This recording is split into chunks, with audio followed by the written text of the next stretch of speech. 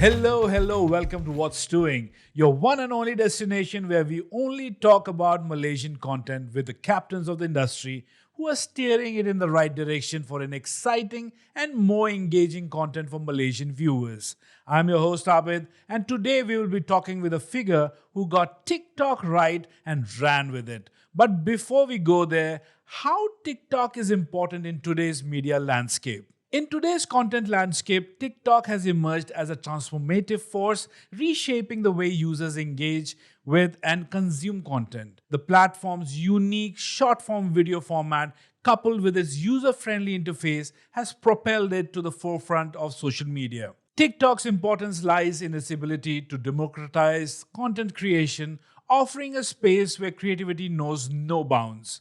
It has become a global stage for individuals, influencers, and businesses alike to showcase their talents, products, and ideas in a visually compelling and exciting manner.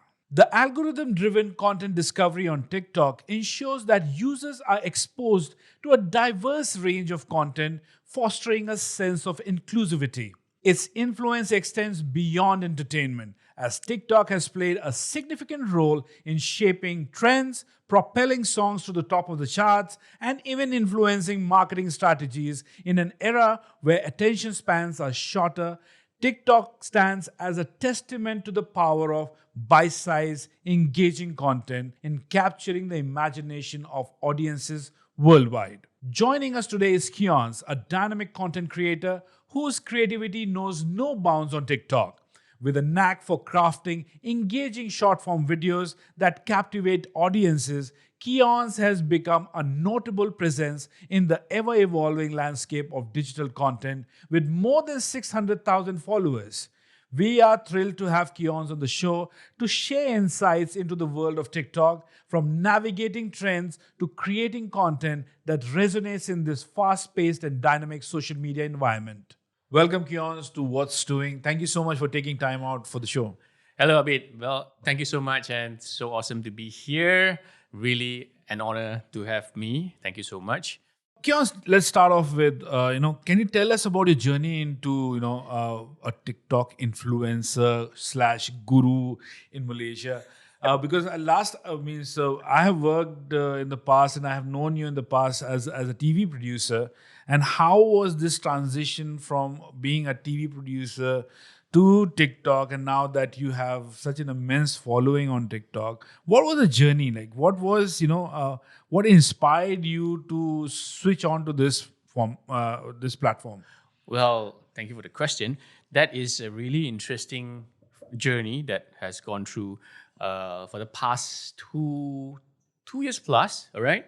So yeah, like you say, we have worked closely together since I think 5 years, 6 years back. Yep. So I've been in the film industry since 2006, and starting off as my journey as an editor, and the rest is history, of course. So what happened was, when I came into the industry, my actual ambition back then is to be seen. Honestly, that's what's little that many people know, that I don't think I bring this out and tell many people about it. So it's because I admire people in front of the screen.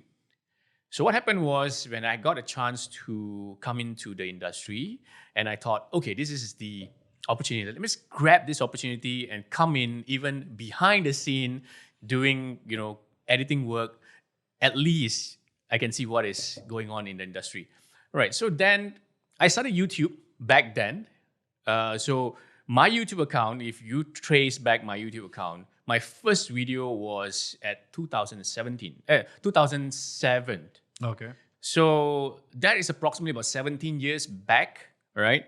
So throughout the entire journey, nothing really works out. So YouTube is really, really difficult. Not like it is today. Today, it's the landscape is different. All right. Just for information, who is watching this, today, because of the competition of every social media platform, YouTube has become much easier, right? If you know how to create content and feed YouTube, right? So I managed to get to 12,000 subscribers recently, Wow. just in a couple of months, right? After creating success on TikTok. Well, coming back to how the journey all started. So I continued doing YouTube until, then the pandemic hits and nothing to do, right? So we can't shoot, we can't do projects. So I still put my focus on YouTube, Facebook, Instagram. So pretty much the old way of doing things because that's the preferred platform. And I didn't know anything about TikTok. TikTok to me, it's very foreign. It's very alien. It's like, everybody is talking about TikTok. And the pre-pandemic days, when I was shooting on set, where there's a kids talent coming on set, some of the talents are kids, and I saw him doing TikTok. They are doing TikTok dancing. I thought, what is this TikTok crap thing? It's just meant for kids. And as a person who understands social media, I don't think this is for me. So that was my impression about TikTok. That's about 2019, I think. So it's pretty recent. So it didn't hit me to actually get into TikTok until 2022. Because what happened was, during the pandemic, all our project has been stagnant. We can't do work. I believe you. Yeah, same with us also. Yeah. So same We thing know goes. the same. with- We know the problem, and we know how difficult it was. Yes, precisely. So then we pretty much concentrate. I pretty much concentrate on building YouTube and Facebook. But in the same time, we need to find source of income to actually sustain the company. So what we did was, because I was pretty familiar with Facebook, TikTok, YouTube, as well as Instagram. So I studied how to run Facebook ads, Google ads. So we then came out with another line of service, which is digital marketing and helping clients to run ads. At least there will be some revenue generating for the company. So then we started to dive deeper into how to really utilize social media as a platform to help brands, to help companies to excel further. So what happened then was, during the end of pandemic, early to 2022, so during the end of 2021, so I thought to myself, if we were to walk this path, then one of the day, clients will come asking us, do you know how to do TikTok? Because TikTok, It was just taking off. yes, it was taking off since 2015, but not until 2020, the pandemic days, a lot of influencers emerged because of people are locked down, they can't go out. So back then, when I look back, and now I have a lot of influencer friends, that they actually came out as an influencer during pandemic, during the lockdown. So that is the time where TikTok starts to boom. So then, during 2022, end of 2021, I was thinking to myself, okay, one day client will actually ask, do you guys know how to do TikTok? And we want to run marketing activities on TikTok. So I said, okay, even that doesn't happen yet. So I went and start to scroll, downloaded TikTok. I have TikTok since 2020, but I uploaded a few videos and nothing works out. So I thought, no, this is not for me. This is for kids. So then I just leave it there. So in 2021, end of 2021, I start scrolling TikTok just to get the G's out of it. Like, what is this TikTok all And about? that is addictive as hell. Because even now, if I by accident, if I open TikTok, because TikTok is not where I am found. We do that only for business per se. But if you open TikTok, your 45 minutes are gone. Yes, 45 minutes is pretty short.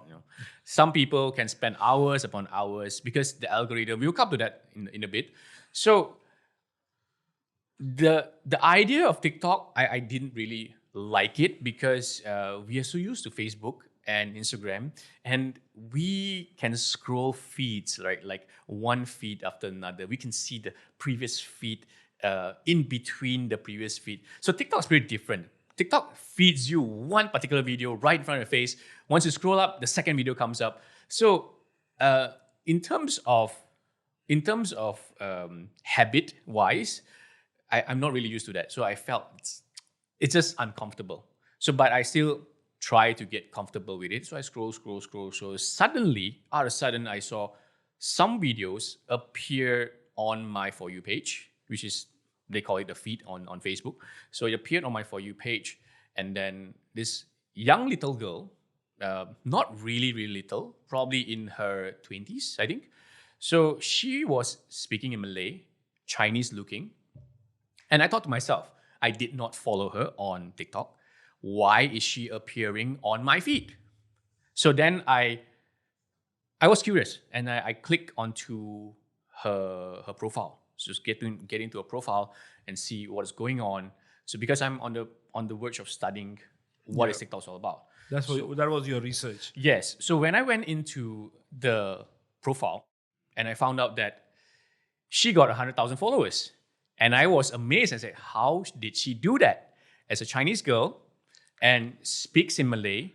So I thought, hey, I could do that, because I was doing that on my TikTok account back in 2020 when I just first downloaded it. I have a few videos speaking in speaking in Malay, but things that didn't really take off. So I thought that is not working. So little that I know, in TikTok, now that I'm more familiar with it, something that's not working even 1 month ago may work now. Wow.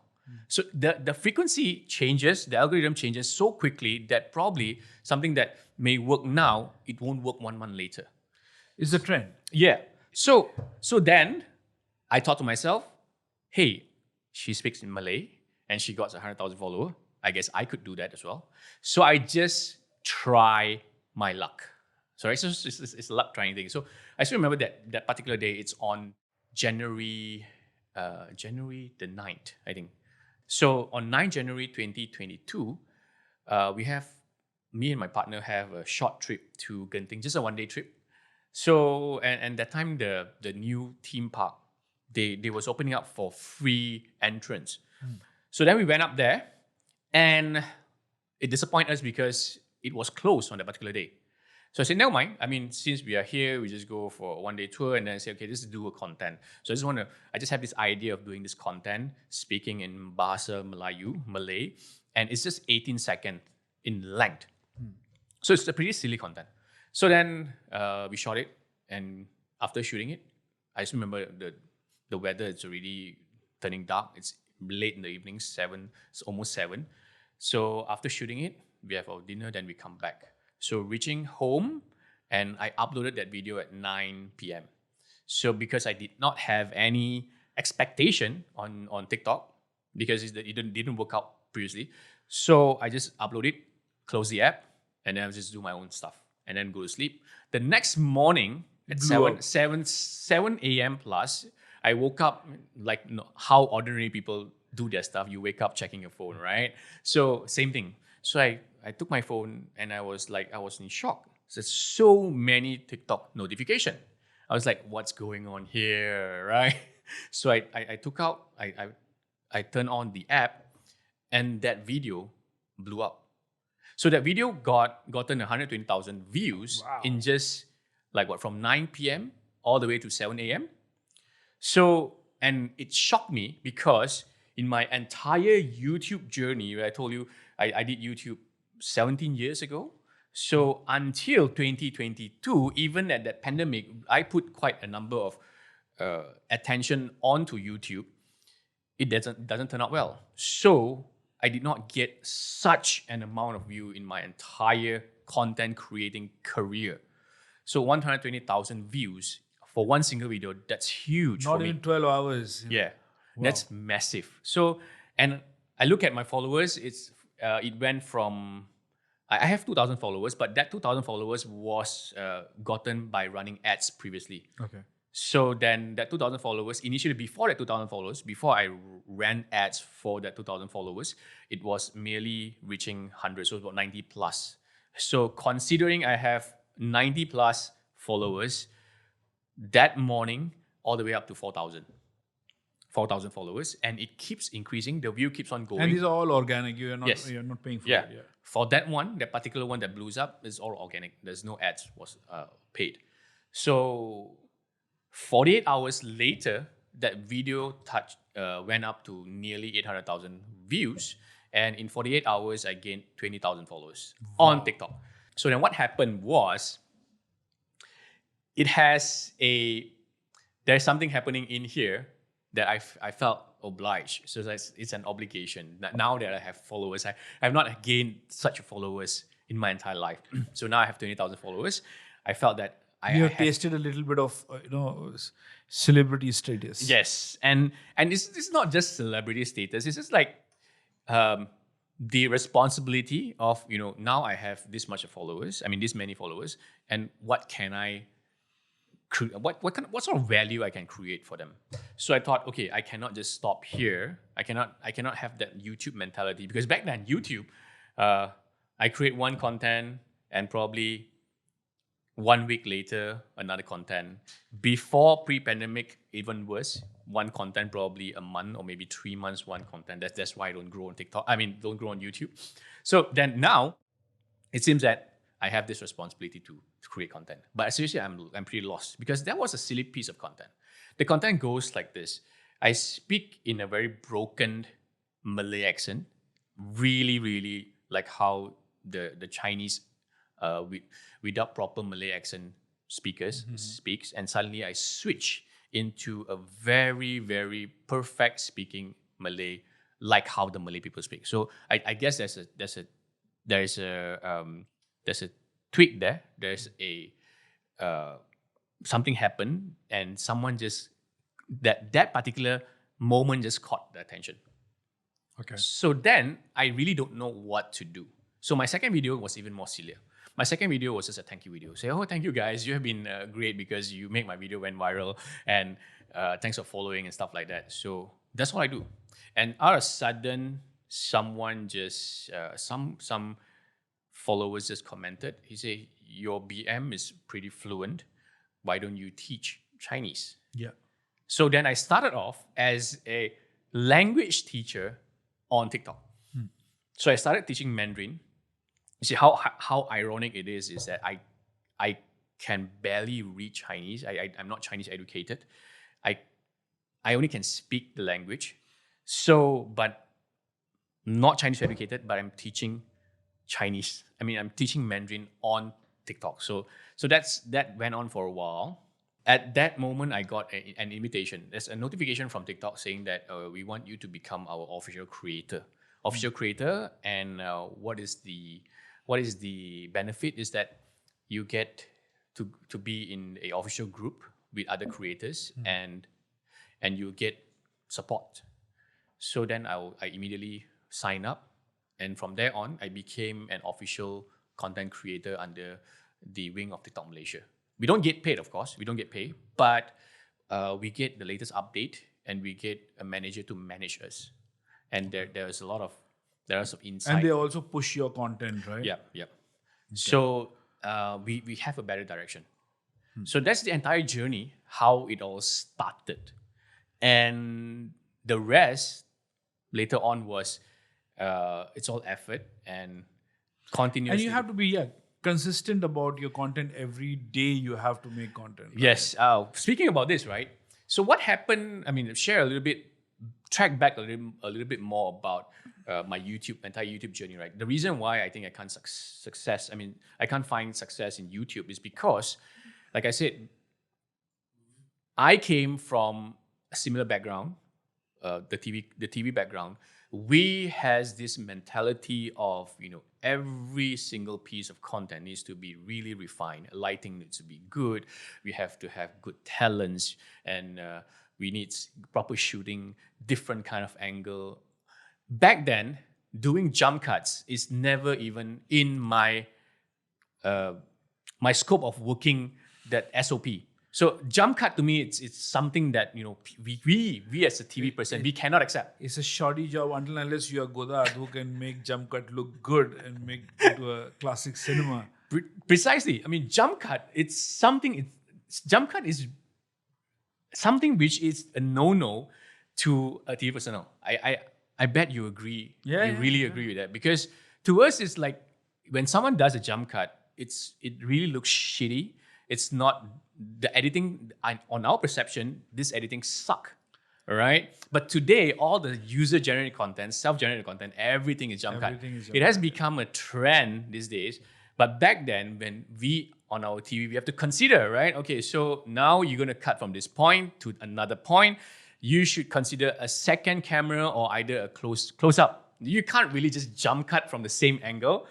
So that's why doing YouTube back then, it's so difficult for me because that is what we grew You up were with. seeking perfection on Yes. YouTube, whereas TikTok gave you the comfort of doing anything if the Right. content is good. Right. So that was the difference between, yeah. Yes. So now I'm coming back to the second question which I have, and it's going to be linked to that one. Is what is the difference between the conventional television and the modern social media content at this point of time? Speaking about conventional TV, right? Like I said, number one, it's whatever goes on TV needs to be really refined and polished.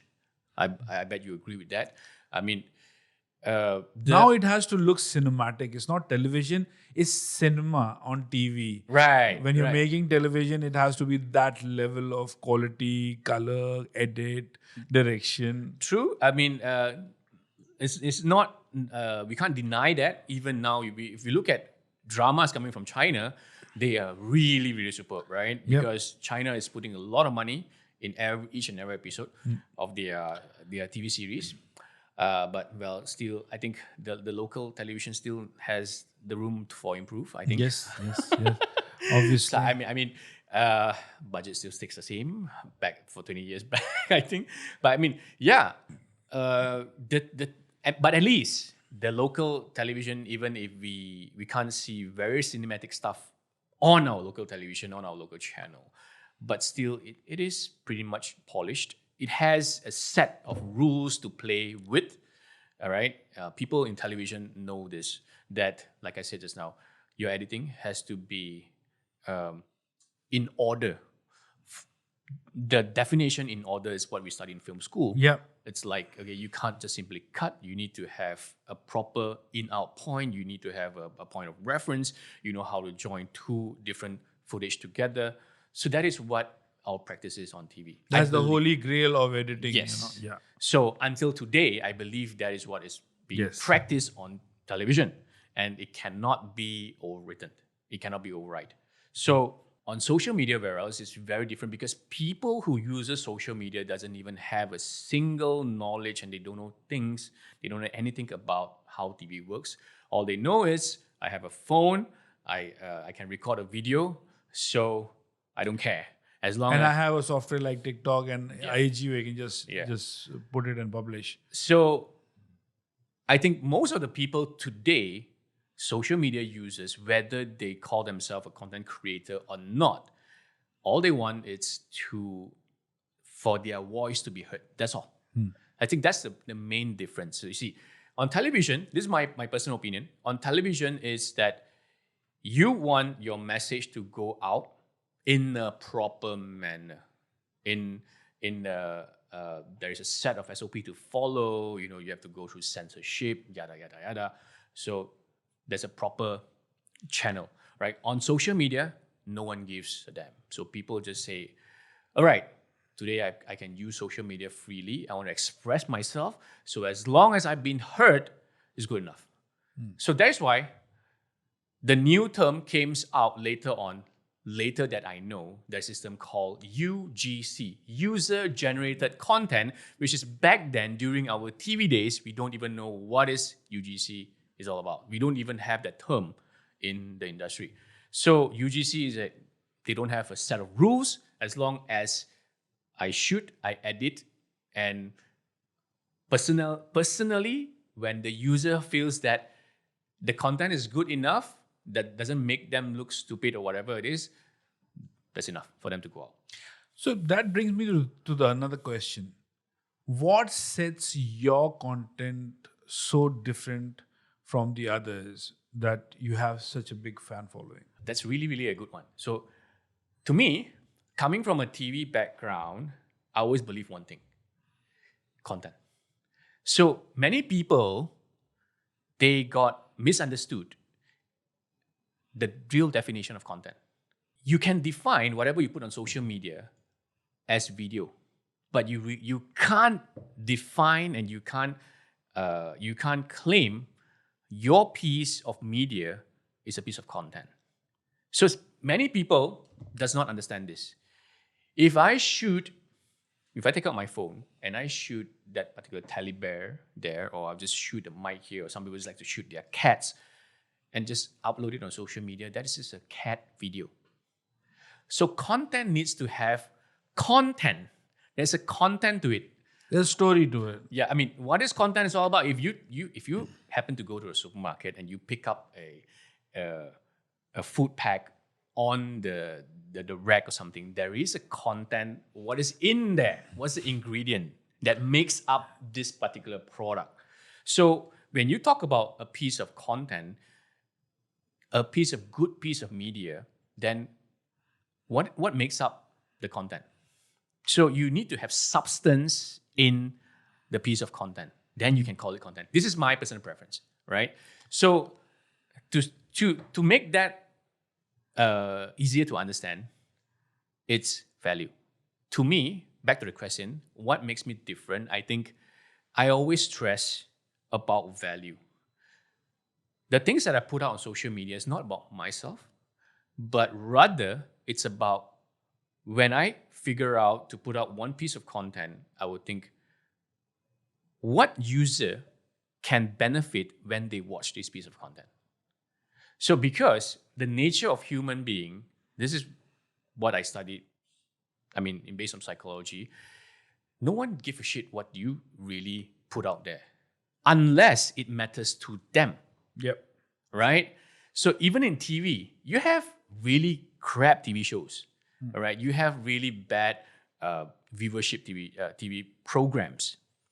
People do not understand the nature of content. I mean, I'm not judging people who do art. Please judge. There are bad shows and there are good shows.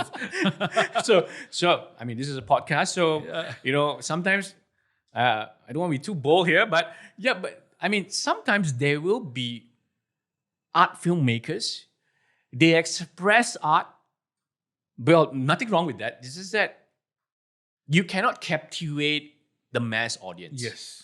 Right? You express your art. Many people watch like 1 whole hour and still don't know what the hell you're talking about. And then, seriously, I went for a film fest. And film fest has screening, right? So that independent film, nicely done, right? Nicely done. Production is great. The storyline, oh my gosh. I only can last for half an hour and I fall asleep. So I was like, so my partner was like, you continue watching. I said, yeah, because You're not associating with it. You're not getting it because you're not understanding the nature, the art which the director wanted to show. Yep. You're not connecting with it. So that's why you go off to sleep. Yeah. That's what happens with bad content because you're not getting to the head of or the emotion of your viewer. Correct. So, in my personal opinion, is that nothing wrong with expressing yourself. Many people does that. Many people took their photos, took their videos of their vacation and posted it on social media and expect it to blow up. Well, it won't happen. It won't. Because people only resonate with your content when there is something to resonate with them. And the best part is if you can make it so broad that everybody can resonate with. Yes. Yeah. It has to be that mass. It has to be that engaging so that everybody can connect with it. Correct. Going to the next question, which is a very good prelude to the next question, is nowadays, TikTok or social media content and opinions on that have more value than commercials coming on TV or in films. Why do people have so much of faith from buying something from an influencer of on social media, because I also do it at times when I'm in the night, I'm scrolling something. If I see some product and I think, oh, this is looking good, and I go and buy it. I don't know when was the last time I have gone to Harvey Norman or a Best Denki to buy any equipment as such. For me, it's something they are selling on social media, and I go and buy it. What is that? People have this urge, or the people have this conviction that the guy who's selling me this is a good guy, and I'm going to go and buy it, and I'm going to put my money there. You want my honest opinion? Of course, I want your honest You want my opinion. honest opinion? This podcast is going to be really interesting because I'm going to offend a lot of corporations, a lot of brands. Right, see, in my personal opinion, I mean, this is not the opinion of the industry. My personal opinion, I think brands are going to hate me. Brands, I mean, for the brands out there, you really need to look into your TV commercials, because TV commercials today that you put out on TV, or you put out an advertisement, an ad out there, simply sucks. You can spend hundreds of thousands or even millions of budget creating a TV commercials. Well, not judging too far, because I came from that background as well. We does that. I mean, and we met all sort of clients, really demanding clients, wanting their creative to be in their way, but seriously, it doesn't convert. Those kind of commercial sucks, because Everything is perfect.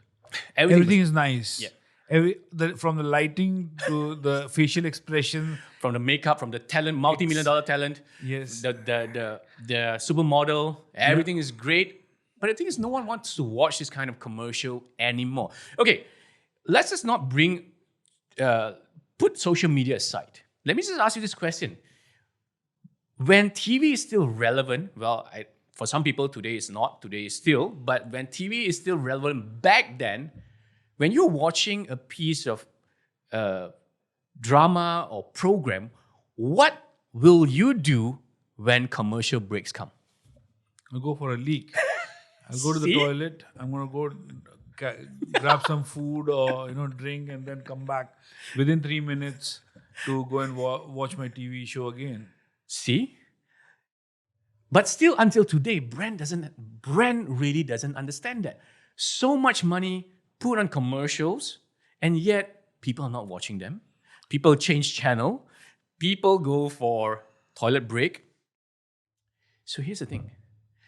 Back then, it doesn't matter whether it's back then or today, TV commercials, I mean, the way people do commercial needs to change. Seriously, they need to change.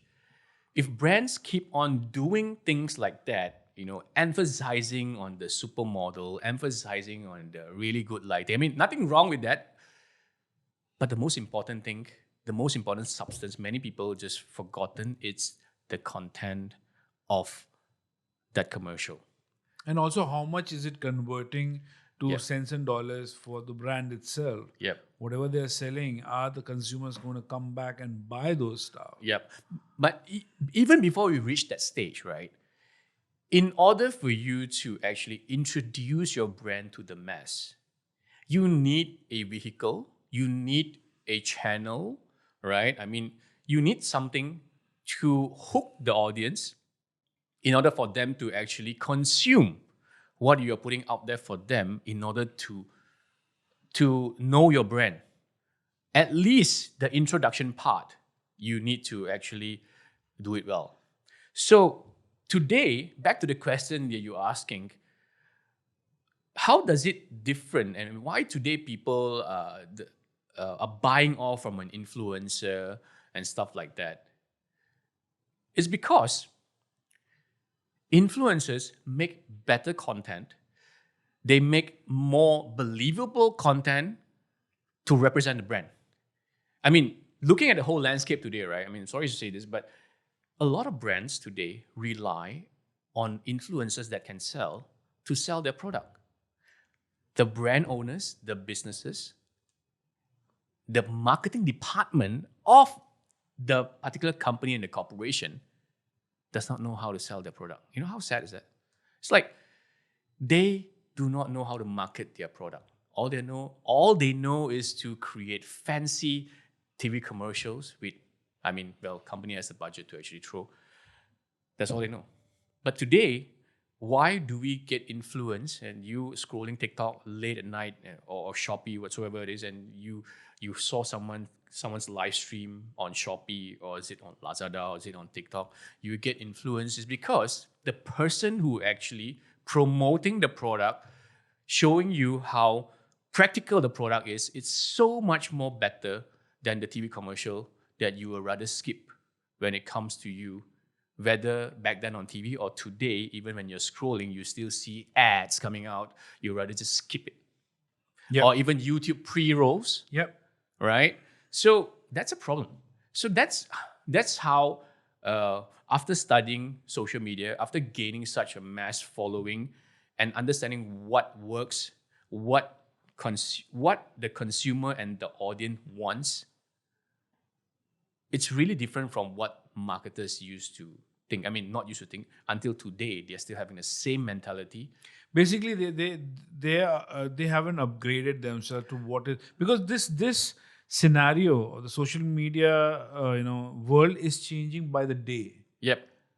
And the traditional marketers who are sitting in advertising agencies are still going through the traditional way of Philip Kotler's book. Yep. Which been taught that this is how it works. And I think that needs to change. That needs to change in the things and trends which are moving so fast on a Precisely. daily basis, which they're not able to catch up to. Precisely. Even if we look back at the TV commercial days, right, I still feel that not many of them, so-called creative people, understands the value of marketing. So, like you said, back then on the TV days, you still skip certain commercial. But no doubt, they are great commercials. There are commercials that today, we still remember them, all right? Commercials like great jingles commercial back then when Milo, it's putting out their Milo jingles, right? No, but then again, means how is an audience on social media believe in TikTok influencer more than a multi-million billion-dollar company who is putting out an ad? What is that trust factor which they have with an influencer rather than a big company trying to sell them their product? So it drills down back to the value. So as an influencer, as a content creator who have served their audience for I would say years or months and months of hard work, putting out a lot of effort, putting out a lot of content, free content, engage with them. So it's just like if you bring this social media relationship to real life, imagine if I come visit you, Abid, every single day, telling you stories, bringing you out for lunch, right? If I do that for a year, and all of a sudden I told you, hey, Abid, I have this something really good to recommend to you, which is really cool. Do you want to have a look at it? So what is your reaction? Of course, I will buy it from you. Yeah. At least you give me a chance to tell you what it is. But imagine if, on the ordinary days, all right, I don't come and see you, there's no conversation going, there's no relationship building. Suddenly, all of a sudden, I come, ding dong, hey, Abid, how are you doing, man? Oh, okay.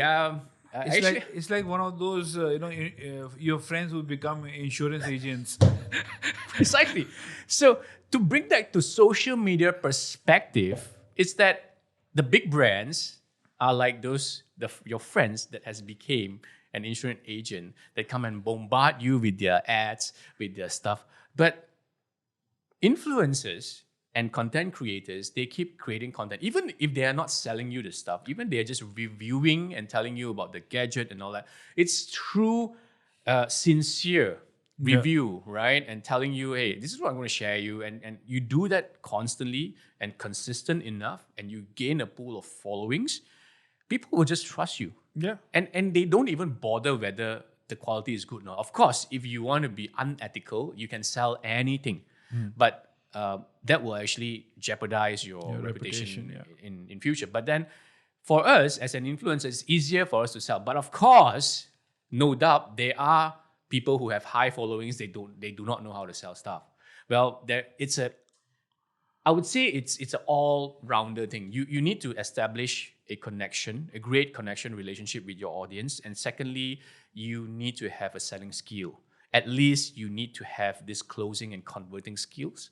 Like you don't have to be a powerful salesman. The good thing about influencers, once you have certain influence, you just need probably half of the skills of a super salesman. You are good enough to go, right? So that's a difference between an influencer who can sell stuff and the brands who actually comes to you and you just feel like, I mean, I always tell this to my followers and my audience. For those of you who don't know, I actually share marketing related content, which is I teach marketing and I teach how to build social media presence. So that's what I do. I'm also training, and I train people to build the marketing team on how to build their social media presence. That's what I do in my social media page. So that is where, I think there's a big disconnect. Yeah. Where these international companies, which got like millions of dollars, are not able to compete with the local companies. Yep. So what is the reason behind it? So, okay, one great case study, right? I recently trained quite a number of local companies, local founder. They are doing really, really great. I mean, comparing to multinational companies, they have the multi-million dollars, no doubt. I mean, they can spend a lot on ads. But still, there will be conversion, there will be awareness, there will still be branding, well, no doubt. But you can see local brands coming up so quickly that can stand on par with international brands because of great content with a little bit of advertising fees to push the content further. And it just take off. Just like Carol Amin. Yep. Carol Amin is one of the great example that, look at him. I mean, if you look at his history, that when his business started to take off until today, I think he already generated close to 50, 60 million in sales. Wow. Yeah. That's like a big international company's dream. Yeah. And it's based on one product. Yeah. Just one product. So Carol Amin has seen the power of personal branding, right? And also he creates a lot of value and associate it with the business that he's doing. Well, he do recipe videos, right? He do recipe videos and then even branded content for recipe videos. Yeah. So then he just tag it on with his own sambal product. So people will like to consume his content because it's really, really giving value to the audience. Like when I watch this video, I learned something. I learned how to cook, right? Especially people who don't really know how to cook. If today I would like to cook something, I just go on to Carol Amin's page, find a recipe, boom. Someone who doesn't know how to cook just can cook like that. So and with his product also, buying his product. Yeah. So it's a match made in heaven, content heaven. Yeah. So that's how local founders these days they can excel so well. I mean, I won't say that advertisement doesn't work. I'm not going against spending for ads. As a person coming from TV and advertising background, yes, you really need to spend for ads if you have the budget. But I always tell this to my followers and audience. I said, if your content does not even really convert or it doesn't even get good viewership organically, if you're going to spend money on that ads, forget about it. You're going to just burn money. So I've seen one video by Gary Vee. It goes something like this. He says, I rather put out 50 piece or X number of piece of content. Doesn't matter. I'd rather get 5 views, 20 views. But if there is one particular one that give me that 100,000 views, I'm going to repurpose it, put in the ads, rerun it, make it a call to action, and make it a good piece of ads. Because that will convert into the dollar and cents. Yep. So people these days, they are too obsessed into chasing their virality, getting a lot of views. I mean, they are so afraid of getting like 5 views, 10 views, 20 views. But because it's just by nature, that piece of content that gets 5 views, 20 views, the piece of content doesn't work. It doesn't resonate to the audience. Coming back to my previous question, TikTok has changed the whole distribution game for brands. This is something, if you can look at Karul Amin, what he has done. And now they have this affiliate program along with it for the distribution part of it. Can you talk about that? Because that is very important for brands as such from a content perspective. We track back a little bit to since e-commerce has emerged. I mean, this whole game started off with when Alibaba, Lazada, Shopee, those kind of e-com platform emerged, where it totally changed the game of how conventional retailing, changed entirely. So what happened is that TikTok is just adapting to the e-com model, right?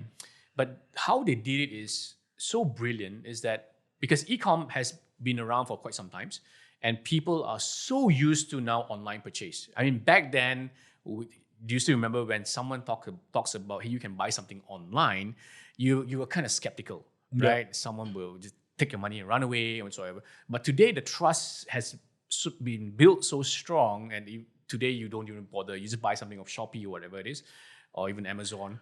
To an extent that you buy something and give cash on delivery only. Yeah. I mean, that's the kind of trust you have from Yeah. your vendors buying off social media. Yeah. So since this particular model has been successful and mature, TikTok is just adapting to it, and then they introduced TikTok Shop. It's just another e-com platform. But here's the difference. TikTok brand this entire model as a shopper-tainment experience. Well, shopper means shopping, tainment means entertainment. So this entire idea is that it brings the audience in an endless loop of the being in a platform, like an infinity sign, right?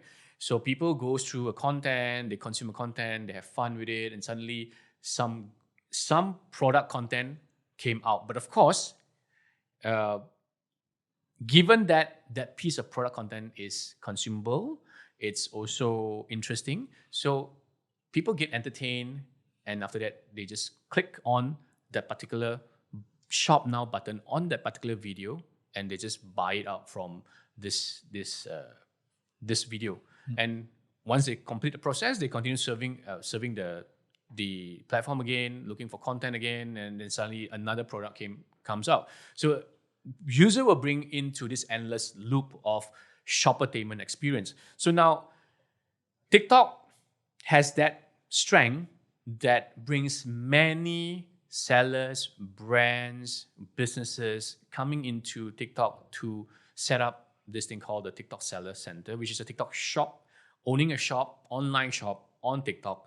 And then what is so special about TikTok is that because the model of purchasing needs to come from a particular video or live streams where you can actually upload a video and you can tag a particular product.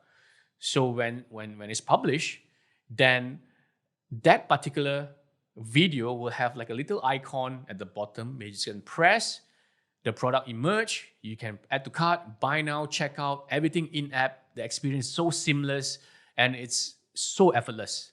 So you can actually complete a transaction from the time you view the video. Let's say the video is 30 seconds. You finish viewing the video at 30 seconds, you just click the buy now button, check out. It takes you less than 5 minutes.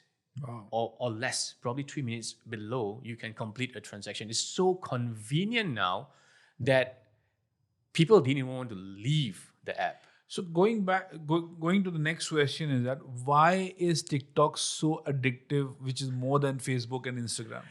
Well, I think the algorithm.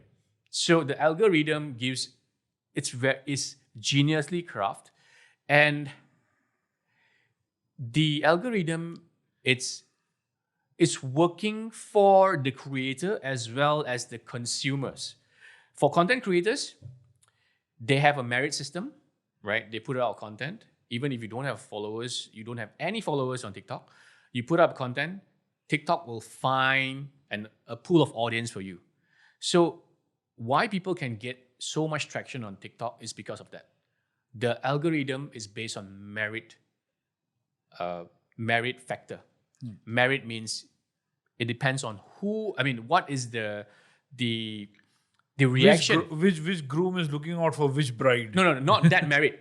This merit is And I'm just MERIT. saying that. I mean, this is how they put it together. Yeah. So basically, TikTok will push out a content based on what the algorithm understands, and they will find the right audience possible for you, and then look and see what does this pool of audience and how is their reaction. If the reaction is great, the engagement is good, TikTok will push it further and further and further and further.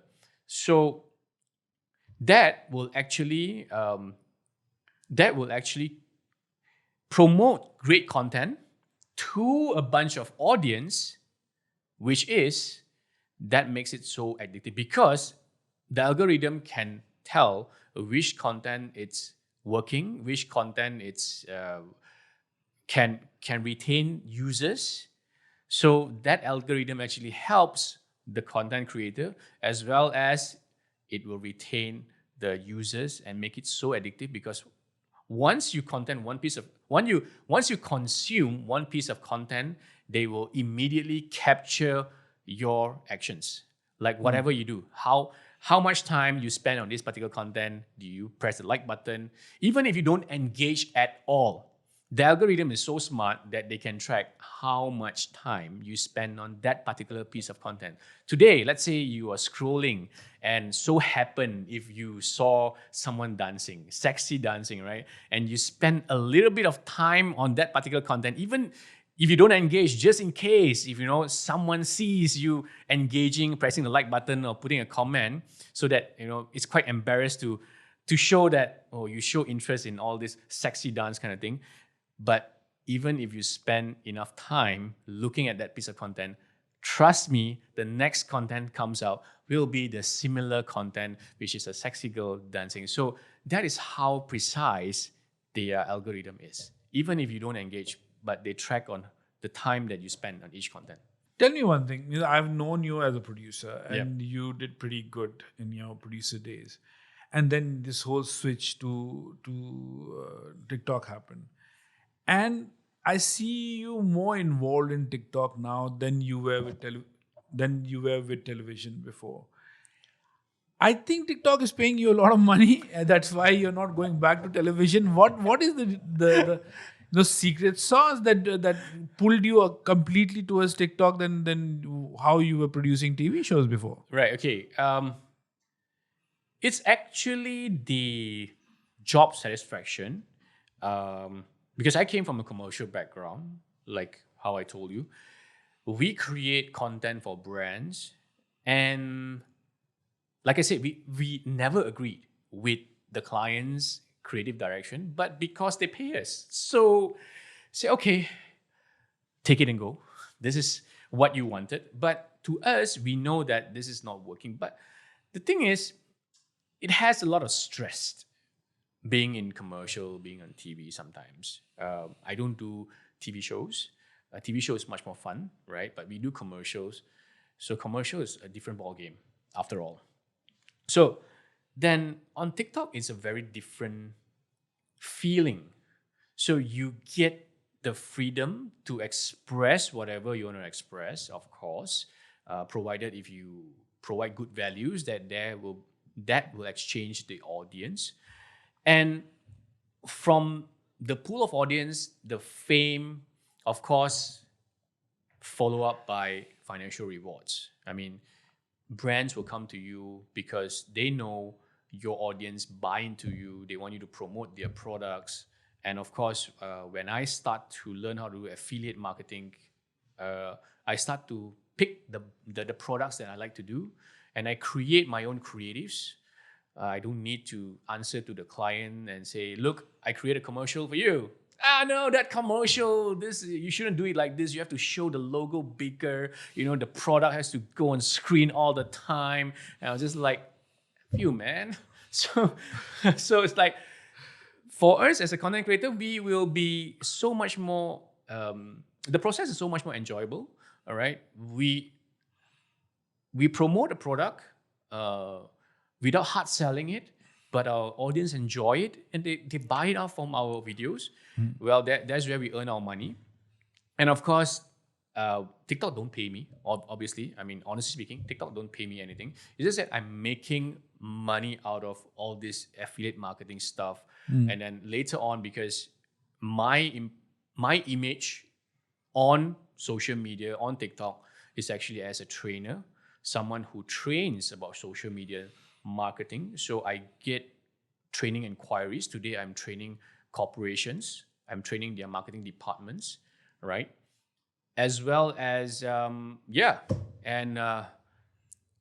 publisher. And you have written a book. Yeah, publisher came to me.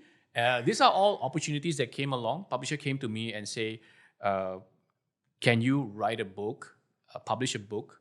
So because number one, it's a win-win situation. They can ride on my fame. And after that, for a publisher, once they publish a book, then it's a revenue stream for them. Yeah. Right? By the way, this is specially for you, man. Oh, thanks. Thank you so much. Right? So this is the art of becoming a content creator, which Kionz has written and is available for anyone who wants to learn how to create content and become as affluent and as influential as Kionz. Hopefully, yeah. It's available on Shopee, it's available on TikTok Shop, it's available downstairs on MPH as well. Awesome. Thank you so much for this book. Welcome. Right. I would love to read and see how we can increase our 200 followers on TikTok of Creative Stew's social media platform. Going back to another very important question, which has just happened, is the government of Malaysia has imposed taxes now on anything which is sold on a social media platform. Why is that? What was the whole idea behind it? How do you feel about it? Because a few months back, everything was hunky-dory. Everybody was making money. And then suddenly government says, no, we need to tax that. Of course. You know why? Because content creators, the online space today is generating so much revenue compared to the conventional retail, then probably the government just thought that, wow, we have missed out a huge revenue stream that we have not tapping in all this while, right? Because I've seen, if you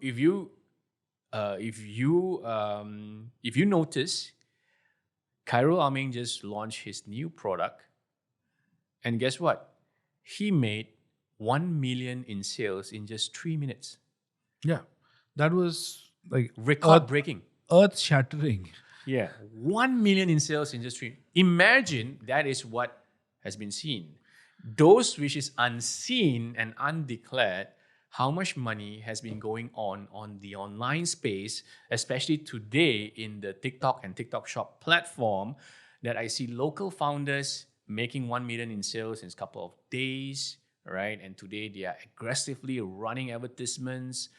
And honestly speaking, looking at the landscape today, yeah, even I did some critics on international brands. But good thing is today I see more and more international brands are stepping into the TikTok social media space, utilizing content creators, getting good live streamers to adapt to this marketing model. So to me, it's gone by the day. I mean, gone are the days, the fancy TV commercials, right? So today, brands are silently making lots and lots of money on TikTok, social media platform, e-commerce.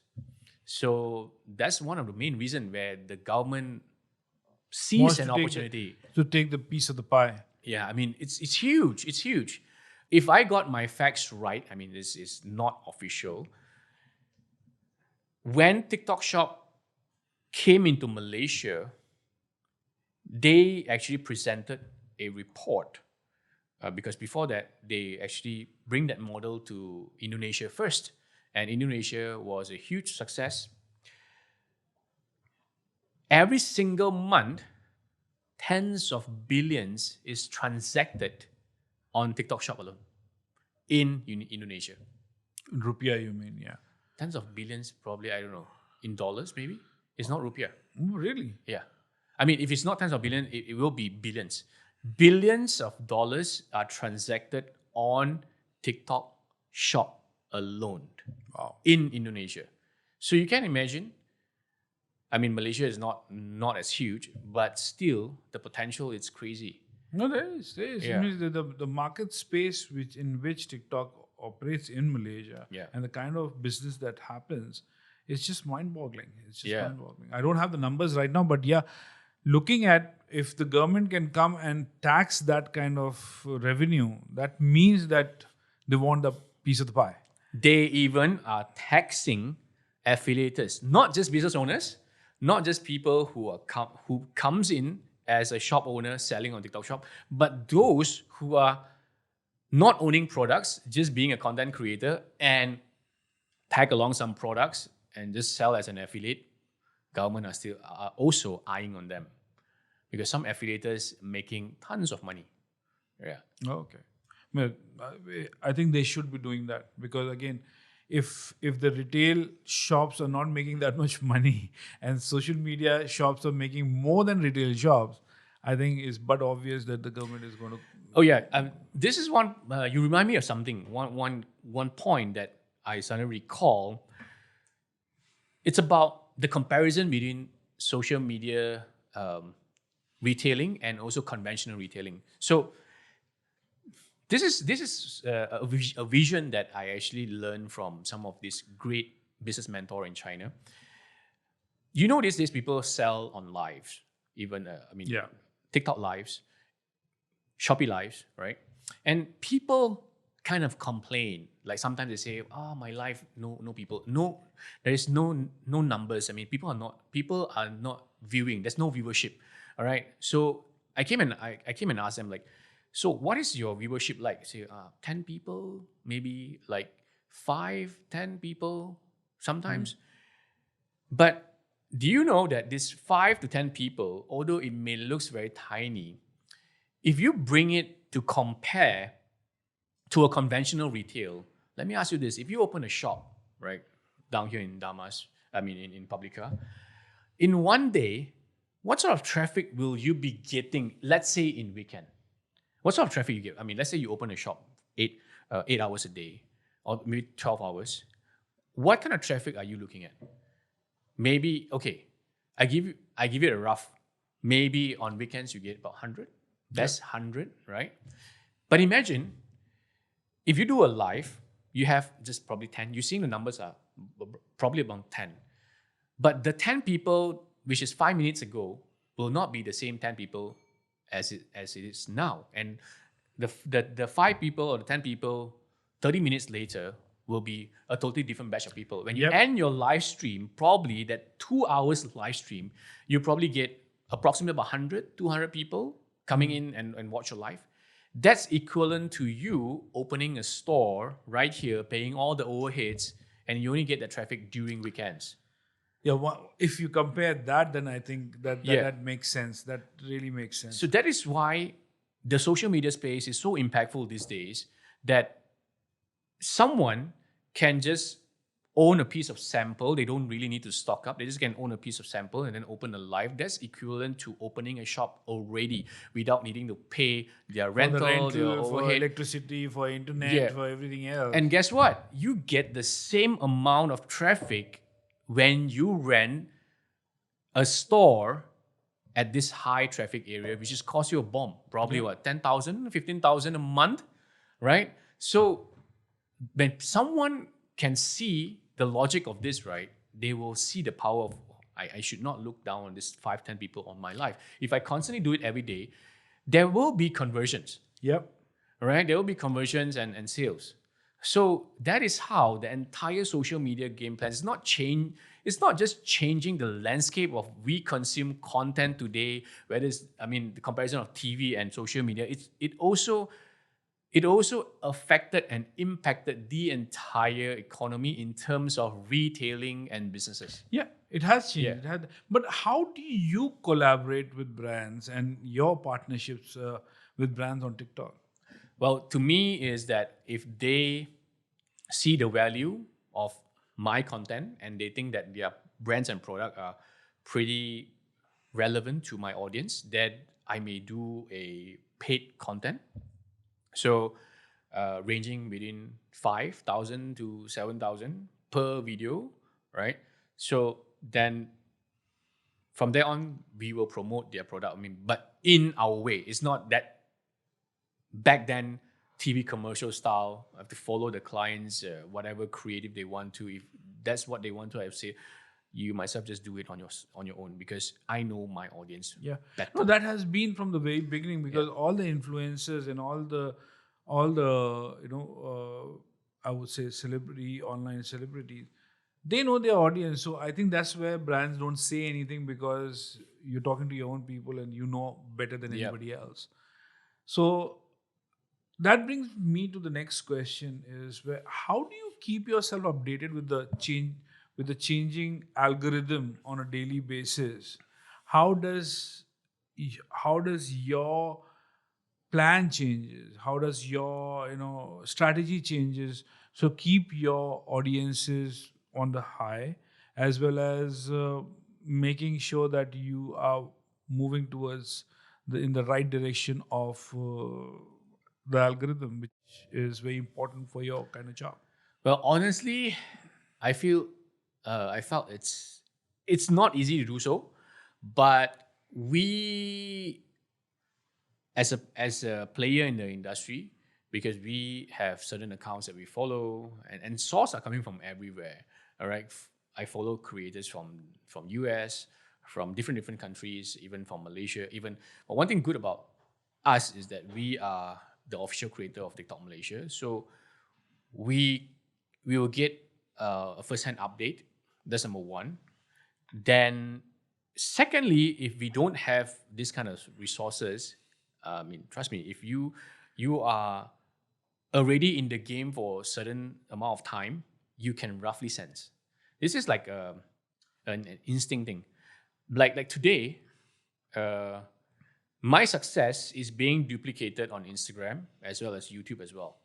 So like I said, for the past 17 years, I've not been able to achieve on YouTube, but today, in this short couple of months, I managed to build the 12,000 followings on YouTube by understanding certain algorithm and how it works. We need to talk.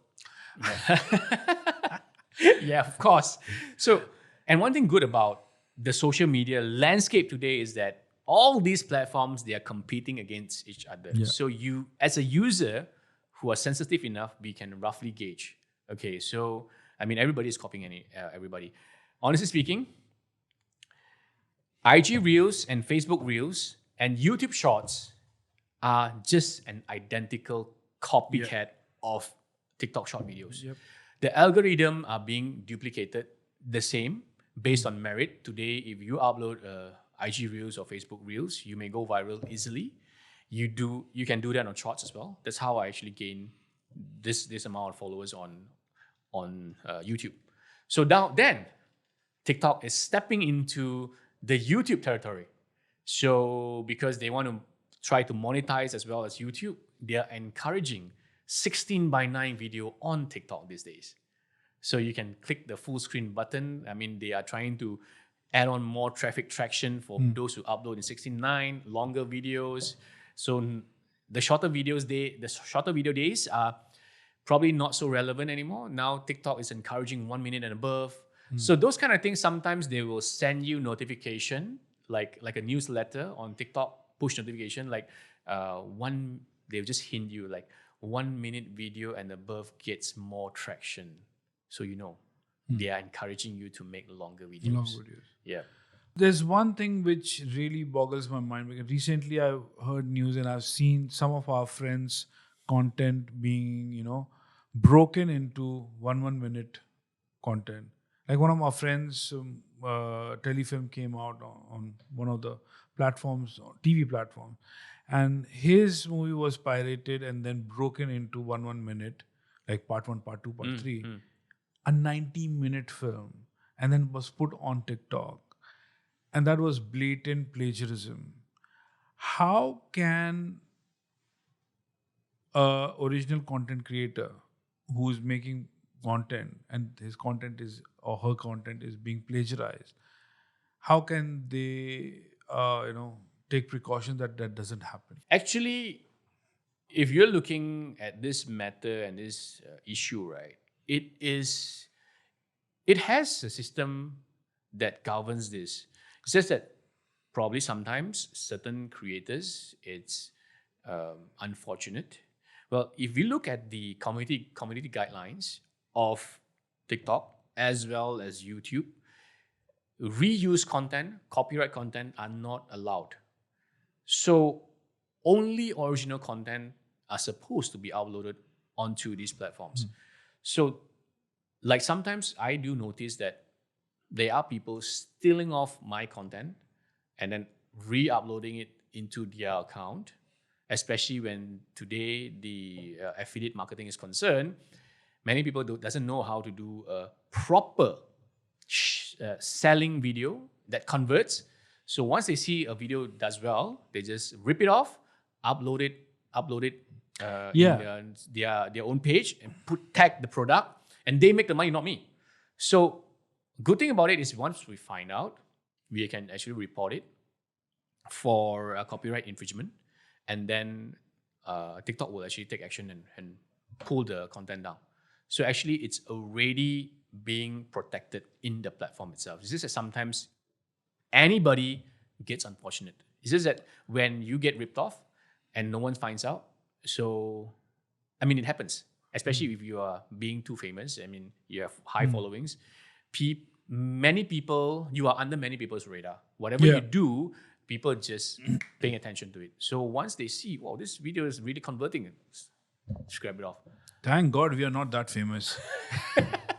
So what kind of advice you have for the budding TikTokers, I would say, and how they should go about building a career, which you have done, because you've come a long way. You've done your hard work on television, and then now because you knew the basics and now you got it right. But kids, I would say, like the 15-year-old kids who have a fancy smartphone, what advice would you like to give it to them so that they can monetize that content which they are creating and make a career out of it in the future? I think these days, being a content creator is like a dream job to many youngsters, right? And many youngsters get this impression that education is no longer relevant because who needs qualification to become a content creator? As long as I know to shoot, I can talk in front of camera, being able to, create something in the camera, then I become a content creator. So that is something that I totally disagree. And to actually also decode or actually repeat what Khairul Aming has shared earlier in one of his award receiving ceremony. He mentioned something like this, today, being a content creator is not just about having the skills to shoot a video and put it up on social media, but rather you need to have critical thinking skills, problem solving skills, because at the very least, right, this is my opinion, at the very least, being creative is actually the capability to solve problems. The ongoing flowing ideas that will comes out from your head into putting into a content, actually, it's all about solving problems. For example, if you are in social media today as a user, all right, at the very least, what are you actually looking at in social media. You're looking at entertainment. You're actually getting a distraction, or you are getting a piece of entertainment to get out of a boring situation. Maybe you are waiting for a bus, or you're waiting for someone, so you are actually entertaining yourself with that extra time, right? So at least the content creator have to be able to entertain. So at the very least, so there is a problem to solve, you see. So if someone just thinks that being a content creator is just about picking up the camera and shoot something, then it will not do well. So my advice to youngsters these days, do not take education lightly. Do not think that education is not important just because you think that you can make it in the content creator space. You can make it big as an influencer. And being an influencer and being a content creator, it's a game of marathon. I won't deny that sometimes you need that overnight fame, that overnight hit to bring you, to elevate you somewhere. But in order to hit that overnight hit, right, that elevates you, you have to do quite a lot.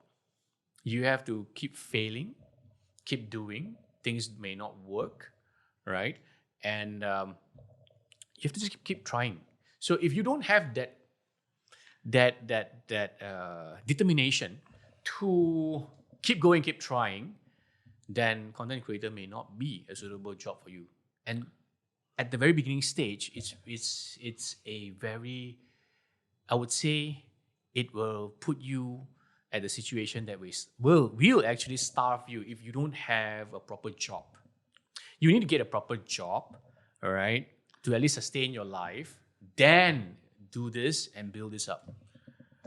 Yeah. That is quite profound, and I think it's one of the very rare interviews where we got such an insight on what TikTok is all about and how the content creators on TikTok should go about building their careers, and also the intricacies of the algorithm, which you described very well. So thank you so much, Kionz, for coming on the show. My Really honor. appreciate your time. Really appreciate your time, and hope I can grow my 200 followers on TikTok to at least 2,000. I'm confident. And hope for you, and we pray that your 600,000 followers will someday result in a multi-million followers. Thank you. In the next 1 year. Yep, hopefully. So thank you so much, Kionz, for coming. Thank on you the so show. much, and it's an honor for being here. Thanks for having me, and tune in to What's Stewing. This was What's Stewing. Till we meet next week with another exciting episode, keep stewing.